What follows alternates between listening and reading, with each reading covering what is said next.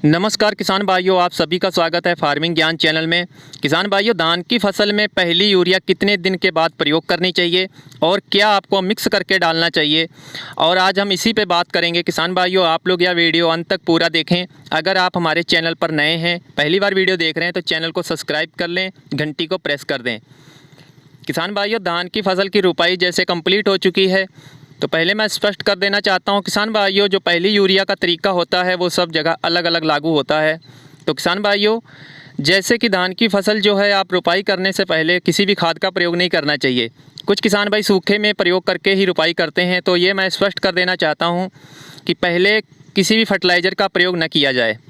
रुपाई करने के बाद किसान भाइयों, तुरंत बाद भी आप फर्टिलाइज़र जो डाले जाते हैं, जो हमारे बेसिक फर्टिलाइज़र डालना होता है धान की फसल में, पहला फास्फोरस, पोटास, नाइट्रोजन की मात्रा देनी होती है, तो वो भी किसान भाई देते हैं। लेकिन कुछ किसान भाई फास्फोरस और पोटास की मात्रा नहीं देते हैं, सिर्फ नाइट्रोजन ही धान की फसल में दिया करते हैं।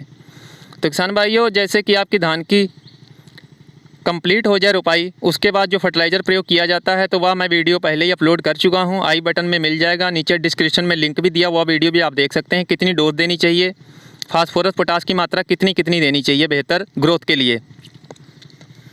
तो बात करते हैं, अब मेन बात करते हैं किसान भाइयों, धान की फसल में यूरिया का प्रयोग। जैसे कि हम बेसिक डोज जो देते हैं धान की फसल में रुपाई करने के तत्काल, तो वो फास्फोरस जैसे सिंगल सुपर फास्फेट से और पोटास दी जाती है और नाइट्रोजन दी जाती है। उस बेसिक डोज में किसान भाइयों सिर्फ 1 एकड़ में 30 किलोग्राम ही यूरिया का प्रयोग करना चाहिए। और उसके बाद में जब पहली यूरिया सिर्फ देनी होती है, वो कितने दिनों पे देनी चाहिए, ये बात आती है अब यहाँ पे। तो किसान भाइयों, रुपाई से लगभग 21 दिन पर पहली यूरिया का प्रयोग करना चाहिए। और यूरिया के साथ आप डाल भी क्या सकते हैं मिक्स करके, जो बेहतर ग्रोथ मिले, तो वो भी आप लोगों को मैं बताऊंगा। किसान भाइयों, जब पहली डोज आप यूरिया की देते हैं 21 दिनों के बाद, तो उसमें किसान भाइयों 40 किलोग्राम डोज रखनी होगी यूरिया की 1 एकड़ की।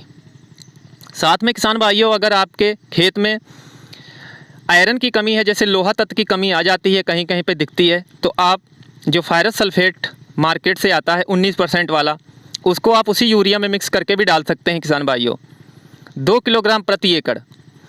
अगर किसान भाइयों आयरन और लोहे तत्व की कमी नहीं आती है, तो कोई ज़रूरी नहीं है आपको डालने की। और किसान भाइयों, बेहतर ग्रोथ के लिए आप लोग अच्छे से, अगर सल्फ़र की कमी अगर आपके खेत में दिख भी रही है, तो 2 किलोग्राम सल्फ़र का भी प्रयोग कर सकते हैं पहली यूरिया के साथ किसान भाइयों।